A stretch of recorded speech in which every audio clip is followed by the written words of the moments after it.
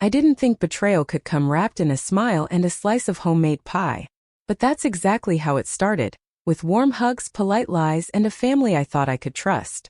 What I uncovered changed everything I believed about love, loyalty, and blood. So if you've ever been the strong one, this story is for you. Let me tell you what happened. Water drips from my hair as I stand frozen in the doorway of the hotel bathroom, one hand gripping my towel like armor. Brielle looks up from my phone, her fingers still hovering over the screen. Our eyes meet. Just checking the time, she says with a smile that reminds me too much of 1996, when she told Grandma I lost her diamond earring, one I later found in Brielle's sock drawer. A chill slides through my stomach. The same intuition that made me record every transaction at Summit Financial Advisors tugs at me now. Something's wrong. Darren steps into the hallway behind her, sharp-eyed in the way only a former prosecutor can be. His jaw flexes, reading the tension in the room. "Everything okay?" he asks, scanning us both. "Of course." Brielle sets my phone down on the nightstand with a clatter that makes me flinch. "You'd better hurry, Jules. The breakfast buffet closes in 20. I nod and step back into the bathroom. The door clicks shut, but through it I hear her heels retreating down the hall. Then Darren's voice, low-clipped, asking something I can't quite make out. 3 hours later, we're checking out of the Salt Lake City Marriott. I open my banking app to check the incidental charges. My hand trembles. The number hits me like a slap. $1,273.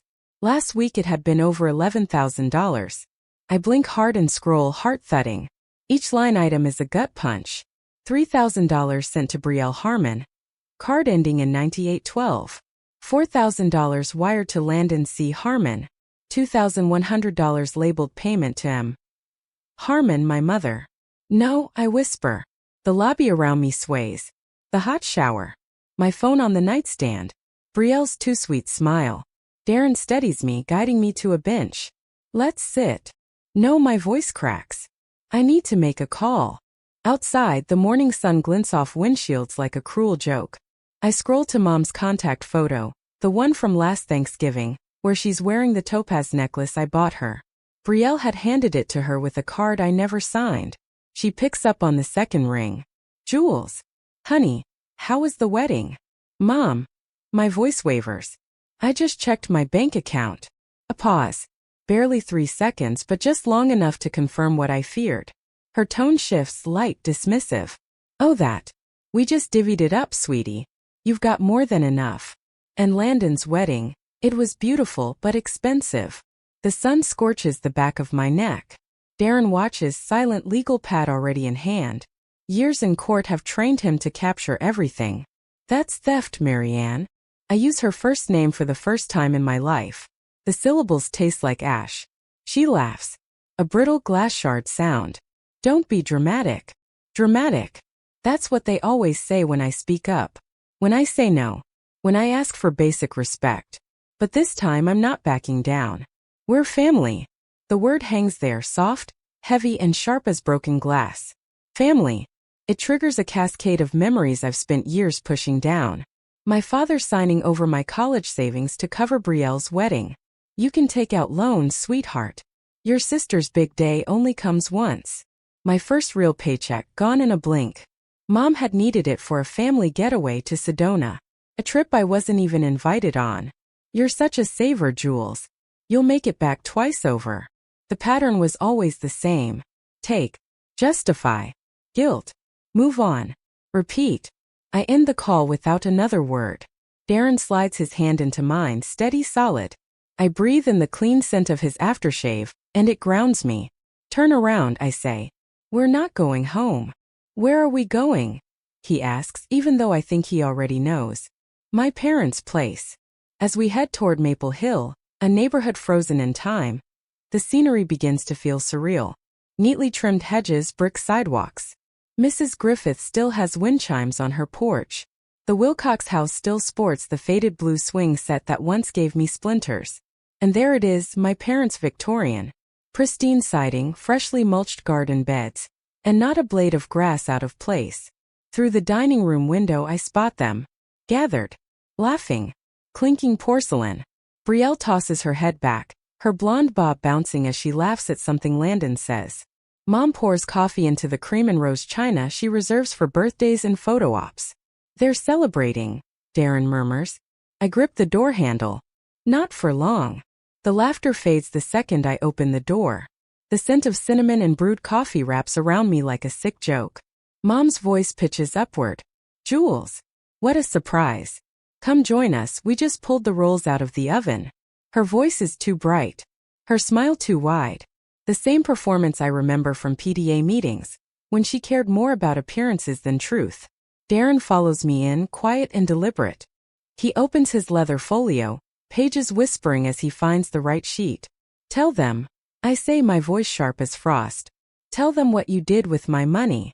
Brielle dabs the corner of her mouth with a napkin, slow and unbothered. We simply reallocated some unused resources, she says smoothly, as if this were a budget meeting and not a betrayal. Reallocated. The word stings. You mean stole. You live alone in that gorgeous loft downtown, she says, waving a manicured hand. The diamonds on her bracelet sparkle like they have something to celebrate. We have obligations. Private school, college savings, summer programs. Things you wouldn't understand. Landon chimes in, finally lifting his head. His new Tag Heuer watch catches the sunlight. Raising kids isn't cheap. You've always had it easy. You don't know what it's like to juggle everything. I stare at the espresso machine behind them, the one I know cost nearly $2,000. It wasn't there last month. You mean this was neat? I ask, gesturing toward the table. The watch? The new kitchen gadgets? That bracelet? Mom sets the coffee pot down a little too hard. The sound echoes. You've always been a little possessive with your money, Jules. When Aunt Dee wanted that Alaska cruise and you refused to chip in, she had to settle for an inside cabin. I blink. Because I was paying off my student loans. Their logic is so warped it's almost laughable. But I'm not laughing. This time I'm not swallowing it. Our life isn't easy, Jules. You have no idea what it's like juggling kids, mortgage, and tuition. Landon says, his tone carefully measured. You're a single woman with a good job. You don't need it the way we do. Mom's coffee pot clicks against the rim of her teacup, her nails tapping in rhythm. You always did have a tight grip on your wallet, honey, she chimes in. Remember when you wouldn't help pay for Aunt Lorraine's cruise to Nova Scotia? Poor thing ended up in an inside cabin with no view. My gaze drifts to the massive flat-screen TV mounted above the fireplace, at least 70 inches, its screen looping muted shopping channel segments. A model turns in slow motion, showcasing diamond earrings almost identical to the ones dangling from Brielle's ears. Needed it more. The phrase rolls around in my head like a pebble in my shoe. For what? I ask, quieter than before. That television? Brielle's new jewelry? The espresso machine? The spa treatments? Brielle flips her highlighted hair over one shoulder, the gloss catching the light. Those were medical. My stress levels have been through the roof managing the household. A chime breaks the tension. Mom's phone screen lights up with call from Clark, my younger brother. Put it on speaker, my dad says, speaking for the first time since we arrived. His voice is gravelly and worn. Mom hesitates, then taps the icon with a shaking finger. Hey, Mom. I just got a call from my bank. They flagged weird transactions linked to Jules' account, something about the wedding weekend. Do you know anything about that? There's a moment of thick silence before Brielle's voice slices through the air. Clark, this doesn't concern you. Stay out of it. The hell I will, he snaps back. Jules has been covering part of my rent while I finish my thesis. What did you do? His voice breaks. Please tell me you didn't. No one speaks. Landon's eyes fall to his lap. Mom busies herself wiping a non-existent spill on the tablecloth. Her pearl earrings sway. Christmas gifts, she said, were from Brielle. Now I know who really paid for them. Dad exhales slowly, looking older than I've ever seen him. What's done is done. No use rehashing it now. It's only money. Mom sets the coffee pot down on the mahogany table with a dull thud. Let's move on. We're still family. I even made your favorite maple pecan rolls.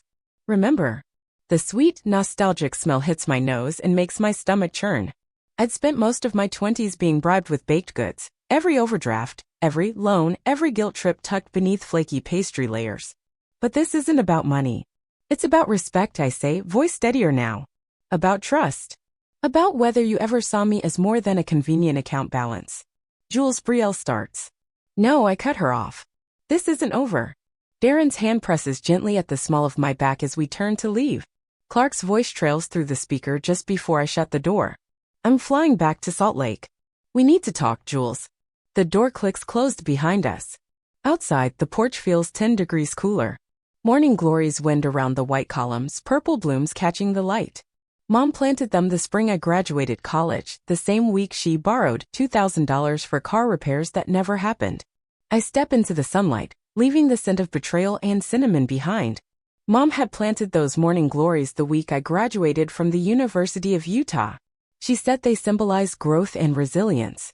What I didn't know then was that she used the $2,000 I'd given her for urgent plumbing repairs to buy a new wrought iron patio set. In the car, Darren scribbles on his legal pad. Each stroke is quiet and deliberate, like the final tally of a long, silent audit. With every page, another illusion dies, the myth of the supportive mother, the protective father, the sister who had my back. All as fake as Mom's cinnamon roll recipe, clipped from a Better Homes and Gardens spread and sold to us as a family heirloom. My phone buzzes. A new text. Brielle. Hope you're proud of yourself. Mom's in tears. I don't answer. I simply flip the phone face down and stare out the window, watching the White House recede in the side mirror. The morning glories dance gently in the breeze, climbing upward, still growing, completely unaware they're rooted in rot. Back at our downtown apartment, I sit at my desk, the glow from my laptop screen reflecting off Darren's glasses as we pore over numbers. The pattern is unmistakable. 2 years, he says softly. Look at this. The spreadsheet scrolls slowly as he highlights line after line. I feel my stomach twist as the total loads at the bottom. $17,843.61. Almost 18 grand. Gone. Not in one big blowout, but siphoned away in quiet bites. A $200 short-term loan for Brielle's daughter's dance recital. A $500 check for Mom's medical copay. $1,000 sent to Landon the day after he complained about car trouble, only to show up 2 weeks later with golf clubs and a club pass. The manipulations weren't hidden. They were disguised in plain sight, softened with guilt, polished with love. I scroll through old texts, each one now screaming with intent. You've always been the smart one, Jules. Not like the rest of us. Mom, a day before she asked for help covering the property taxes she and Dad used to pay on their own. If you really loved your nieces, you'd want them to have what you had growing up. Brielle. Christmas Eve, right before asking if I'd contribute to their college savings. That's what families do, sweetheart. We show up for each other. Dad, when he asked for money to fix Landon's truck. I saw that truck 2 weeks later at the country club. Darren's finger slides across the screen. Every holiday, he says. Every birthday. Even your promotion dinner. They picked moments they knew you wouldn't say no. They timed it, I whisper. They planned it. Before I go on, if any part of this story is hitting close to home, take a second to like this video and subscribe to the channel. These stories matter, and your support helps bring more of them to light. Stick with me because what happens next will change everything and you don't want to miss it. The doorbell rings. Both of us jump. Darren quietly sets the legal pad aside. Through the peephole, I see a familiar figure shifting from foot to foot. Clark, my younger brother. His face looks drawn and pale beneath the porch light. His tie is loosened, collar askew. When I open the door, he doesn't wait. I should have told you, he blurts. At the wedding, I overheard Brielle and Mom talking about your bank app. I didn't think they'd actually go through with it, but... His voice falters. And for once, so does my resolve. I was scared, Clark admits, his voice cracking. They've always had the power. I didn't think I could stop them. He pulls out his phone, hands unsteady, and opens a group chat I've never seen before. The chat name reads Family Planning, a cruel twist of irony. As he scrolls, screenshot after screenshot surfaces. Brielle's messages are shameless. Jules never locks her phone when she showers. I'll check the app then. Mom responds with precise suggestions. Wait until after the welcome dinner. She'll be distracted. And remember, it's for all of us. Dad, as usual, never says much. Just reacts. Thumbs up emojis. The occasional clapping hands after a successful transfer. I told them it felt wrong, Clark says quietly, and they froze me out. Took me off the group chat. I just didn't know what to do. His voice is full of years of tiptoeing around family power structures, stuck watching them reward silence and punish dissent. I take a deep breath. Not because I need to steady myself, but because for once I feel like I'm stepping into who I really am. An hour later, Darren's colleague arrives, Marissa Wu, an attorney who specializes in financial abuse cases. She lays out her briefcase on my dining room table like it's a courtroom bench. This is textbook family exploitation, she says, flipping through statutes highlighted in neon yellow. Theft, breach of trust, and with this kind of planning? It's aggravated. The law doesn't get more clear than this. But they're my family. The excuse leaves my mouth before I can catch it. It sounds hollow now, like an outdated ringtone in a silent room. Darren's hand covers mine. If a stranger stole $9,000 from you, he asks gently, would you hesitate to press charges? His words hit like ice water across my skin. He's right. I've been trained to give, to bend, to absorb. Every holiday, every birthday, every major life event turned into an emotional shakedown wrapped in Hallmark sentiment. We work late into the night. Every bank transfer is plotted on a timeline. The hotels stay aligned with the unauthorized activity. Texts, screenshots, withdrawal logs. Clark gives a sworn statement. We record it, timestamp it, notarize it. The emotional weight dulls as the evidence stacks up. In its place, a sharper clarity takes root. My phone buzzes endlessly. Your father's not well. His blood pressure is spiking, Mom texts. Do you really want that on your conscience? Brielle sends her own brand of poison. What will your coworkers say when they find out how you turned on your own family? Landon chimes in next. You've always been impossible, Jules. Everything has to be your way. I don't answer. I just flag them and add each one to the growing digital evidence file. Each message is no longer a guilt trip, it's just another brick in the wall I'm building between me and their manipulation. Clark watches me quietly. There's something different in his eyes now. Not fear, something closer to awe. I've never seen you like this, he says softly. I glance at the reflection in the window, my own face lit by the screen, firm and focused. Neither have I say. The dining room doesn't feel like a home anymore. It's a command center. A place of truth. Darren's legal pad fills with testimony. Clark's screenshots print crisp and damning. Every financial record tells its own story, cold, factual, irrefutable. At 11:56 p.m., the last document slides across the table. The complaint is complete. The case is airtight. I stare at the signature line, pen hovering. I've waited years to say no and mean it.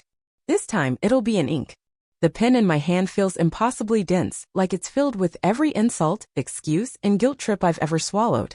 Darren rests a hand on my shoulder, grounding me. You don't have to decide tonight, he murmurs. But I do. Because every second I delay is another second they think they can still control me. Another breath where they assume their wants matter more than my boundaries. I press the pen to the page and sign. Each letter loops in calm defiance. A quiet rebellion in black ink. Clark watches me close the file with a gentle snap. So what now? I meet his gaze, no longer shaking. Now we show them what real family looks like. 3 days later, I find myself inside a stone-gray government building on Jefferson Avenue, seated across from Detective Lynn Herrera in the Financial Crimes Division. Her office is windowless, lit by harsh fluorescent bulbs, but her demeanor is warm and sharp all at once. On the screen beside her desk, security footage from the Salt Lake Marriott flickers to life. The timestamp blinks. 7:42 a.m. There, Detective Herrera says, pointing to a figure rounding the hallway corner. Brielle. I freeze as I watch my sister look both ways before swiping into the room registered under my name. 11 minutes pass. She reemerges, glancing around and sliding something, my phone, into her purse. My stomach clenches. Darren's hand finds mine under the table. The bank confirmed login activity from the hotel's IP address during that exact window, he says. Detective Herrera jots a note in her leather-bound folder. This isn't the first case I've worked like this. The most common targets are financially independent daughters. The family assumes silence. That shame will keep you compliant. The word victim itches beneath my skin. I'd spent years managing financial portfolios for wealthy clients, spotting discrepancies in balance sheets at a glance. How did I miss this? Because I never thought I'd need to audit my own family. We'll move forward with formal notifications today, she says, sliding a stack of ivory envelopes across the table. Each one is stamped with the city seal. My hand hovers above them before I flip through. Brielle Harmon. Landon Harmon. Marion Harmon. James Harmon. Every name belongs to someone who once kissed my forehead goodnight. Now they're suspects in a criminal investigation. Darren's colleague, Marissa Wu, steps forward, finalizing the paperwork. I'm handling this pro bono, she says. Her tone is firm, unwavering. This kind of financial abuse is deeply underreported. And it doesn't just drain savings, it devastates trust. I sign the last document. My signature is smaller this time but steadier. 3 hours later, my phone vibrates violently on the kitchen counter. First message. Mom. How could you betray your own blood after everything we've done for you? Second, forwarded by Clark. Dad. Tell Jules she knows what she has to do to fix this. Fix this. That phrase used to silence me. Not anymore. Tell your sister she's broken your mother's heart. She knows what she needs to do to fix this. Fix this. The same phrase Dad used when I was 12 and Brielle borrowed my bike without asking, crashed it into a tree, and bent the frame beyond repair. He didn't scold her, he bought her a newer, shinier one the next day. I got nothing but a reminder to be more responsible. Some lessons stick too well. The phone calls start mid-afternoon. During a quarterly forecast meeting with the analytics team, my assistant Lena slips me a folded post-it. Your sister has called 6 times. Says it's urgent. I flip the note over and quietly slide it aside. My phone sits face down beside my laptop. I don't touch it. The screen in front of me shows clean numbers, crisp trends. Numbers don't lie. They don't guilt. They don't rewrite history with emotional footnotes. At 4:45, Landon's name appears on the caller ID in Darren's office. Darren answers and hits speaker without looking at me. You're going to regret sticking your nose into our family's business, lawyer boy. Landon's voice is laced with that poker night arrogance he wears like cologne. Some things need to stay in-house. Darren's hand doesn't flinch as he taps record. That sounded like a threat, Mr. Harmon. Would you like to clarify your intent, for the record? Silence. Then the line clicks off. We don't react. Just document. By now, every call, every text, every veiled threat or guilt trip becomes another time-stamped entry in Sandra's growing notebook. Every word part of the story they're helping me tell. One they'll never control again.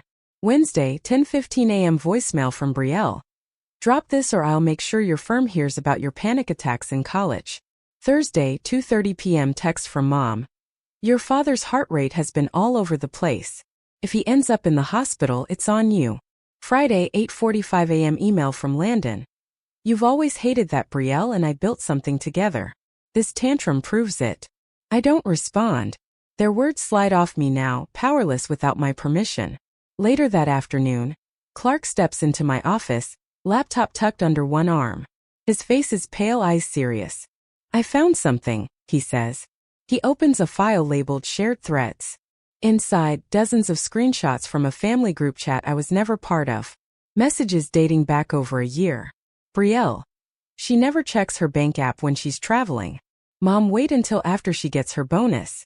She'll feel too guilty not to help. Landon. I know her phone code. It hasn't changed since high school. I feel the breath leave my body in a slow exhale. These weren't impulsive requests. They were tactics. Planned. Coordinated. Tested for effectiveness. The same people who taught me to budget, who celebrated my first internship with a cake, had spent months dissecting my habits like a puzzle to be solved. Detective Herrera taps her pen thoughtfully as we add the new evidence to the growing file. This pattern is disturbingly common, she says. They justify it by convincing themselves you owe them, that what they're doing isn't really theft. Just balancing the scales. She pauses, looking at me. Most victims never report. The shame, it's overwhelming. So tell me, Jules, what changed for you? I don't have to think. The answer is already there, coiled like wire in my gut. That morning in the hotel, I say quietly. The moment I saw Brielle holding my phone. Something shifted then, deep and irreversible. They didn't just steal money, I continue. They stole my right to say no. They didn't just take my savings, I say quietly. They took my ability to say no without punishment. My right to set limits. Every time they helped themselves without asking, they were telling me I didn't deserve basic respect. Detective Herrera's pen glides across her notepad, underlining something. Would you consider telling your story? She asks. No names, no identifiers. But there are others who need to hear it. Victims who think they're alone. I picture myself at 17, seated at the kitchen table in our old rental, logging every tip from my part-time bookstore job into my first checkbook. I was so proud of that balance. So careful. So trusting. I also remember how I started dreading calls from home, not because of what was said but what would be asked. Yes, I tell her. It's time to stop being quiet. They count on that. A week later, the Sunday Observer runs a feature titled When Family Ties Become Financial Traps. In the middle of the article, anonymous but unmistakably mine, sits the heart of my story. A single woman in her 30s, trusted by her family, robbed by them anyway. It outlines how the theft began small, hidden in help and shared burdens. How each request blurred the line between love and obligation. And how standing up didn't just reclaim her money, it reclaimed her voice. That afternoon my phone buzzes. A text from a number I don't know. Thank you for telling my story too. I thought I was the only one. I saved the message, staring at the words like a mirror. Later that day, Detective Herrera and Marissa hand me the finalized documents. Formal restraining orders against Brielle and Landon. Each form heavier than paper should feel. Weighted with years of manipulated guilt, ignored boundaries and quiet endurance. Darren schemes the final copy beside me. You're not just protecting yourself, he says. You're giving other people permission to do the same. Pick up the pen. The signature flows easily this time. No trembling. Just truth. A month later, courtroom 4B echoes with murmurs and the soft scrape of chairs against tile. Harsh fluorescent light bounces off polished oak, casting long shadows. I sit at the witness stand, back straight, hands steady. Darren sits just behind me. A quiet anchor in a storm I'm finally facing head-on. My family files in one by one. Brielle enters in a sleek navy suit, tailored, expensive. I recognize it. She bought it the week after the money disappeared. Her pearls shimmer under the lights as she leans toward Landon, lips barely moving. She'll fold. She always does. But I don't flinch. Judge Morgan Reyes shifts slightly at the bench. Her gaze lands on Brielle with a flicker of interest, already noting the dynamics before a word is said. All rise. Papers shuffle. The air tightens. Sandra Wu, now officially lead prosecutor, opens her folder. Her voice is calm, clipped. Your Honor, the evidence will demonstrate a premeditated plan carried out by the defendants to defraud Ms. Hartley of approximately $17,800. The scheme spanned nearly 2 years. From behind me I hear Mom gasp. But I don't turn around. Their reactions are no longer my concern. Clark takes the stand first. He adjusts the microphone with shaky fingers but meets Sandra's gaze. Yes, he says clearly. I saw the messages. They planned it. They talked about Jules like she wasn't even a person. He swallows. They made sure she wouldn't know. They coordinated everything, Clark says firmly from the witness stand. They knew exactly what they were doing and Jules was deliberately left out of every conversation. Marissa clicks to the next slide. Evidence continues its seamless procession like a symphony of truth. Clear, cold, undeniable. First, the security footage. Brielle walking swiftly down the third-floor hallway at the Salt Lake Marriott. She glances over her shoulder, then uses the keycard. 11 minutes later, she emerges with my phone in hand, slipping it into her purse like it's nothing. Then come the digital records. Login activity from the hotel's IP address, matching the exact window of time. Marissa's voice never wavers. As you'll see, Your Honor, the banking credentials were accessed during that span.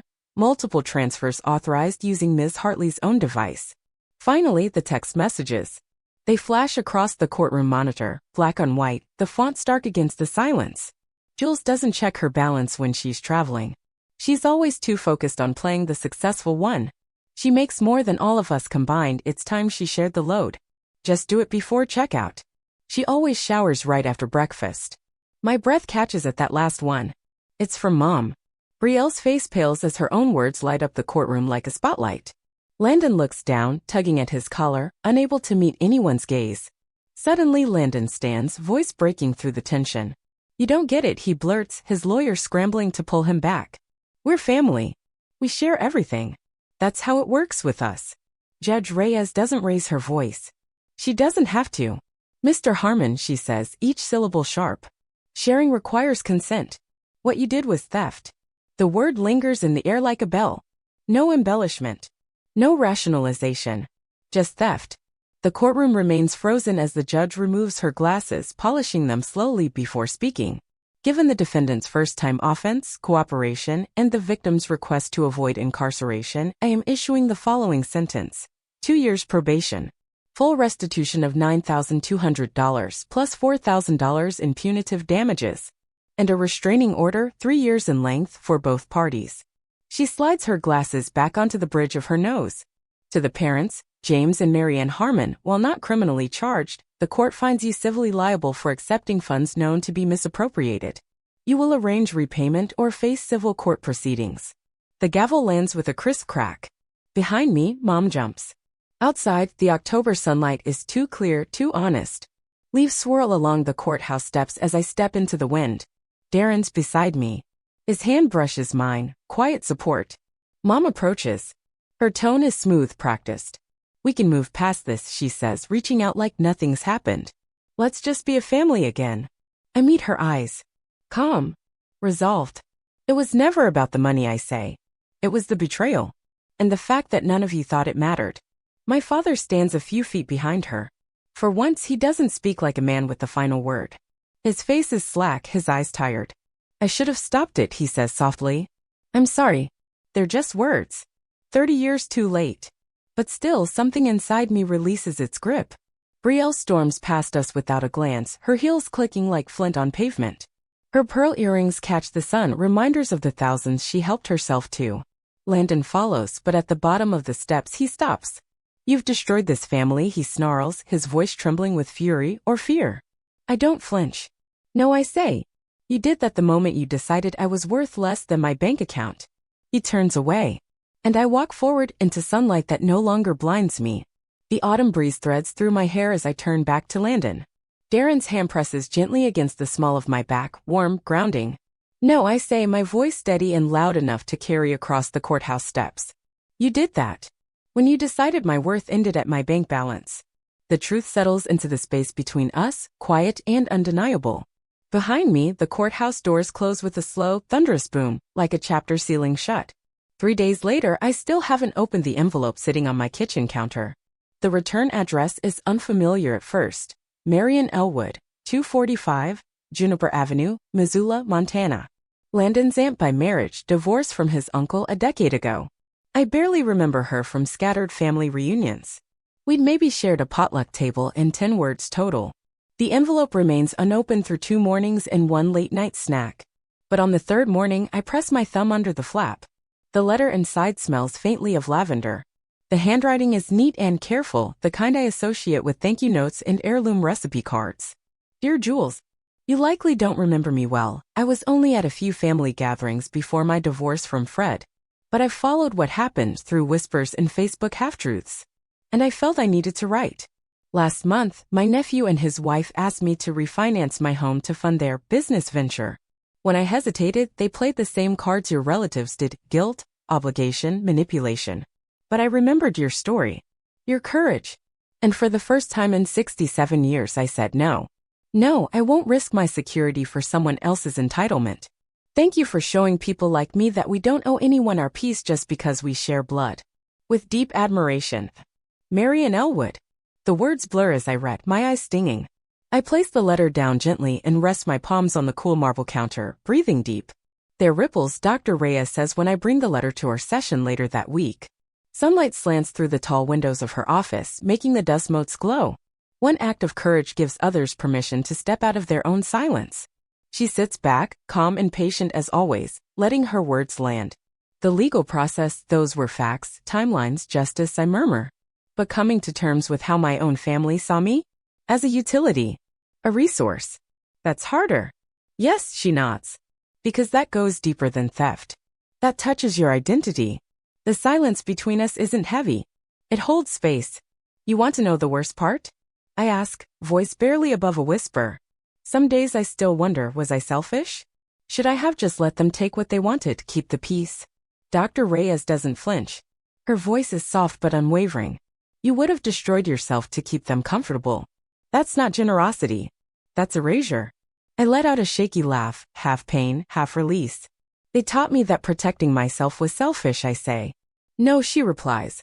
That wasn't truth. That was programming. I nod slowly, and something inside me begins to rewrite itself. Like the formulas I debug at work, if the input is flawed, the results will always betray the truth. Garbage in, garbage out. But when you feed in clarity, boundaries, and self-respect, the output transforms.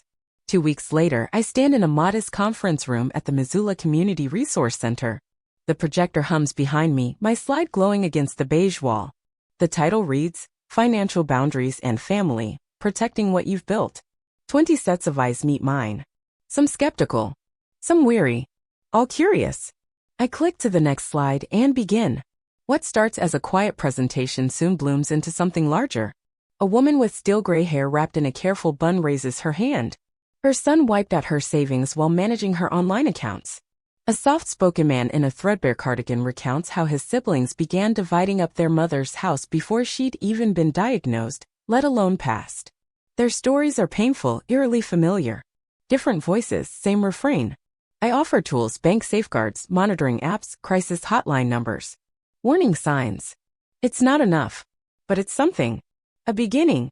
A week later, Darren and I stand on a dock, our hands tucked in our jackets as the sun casts gold across the still surface of Lake Bitterroot.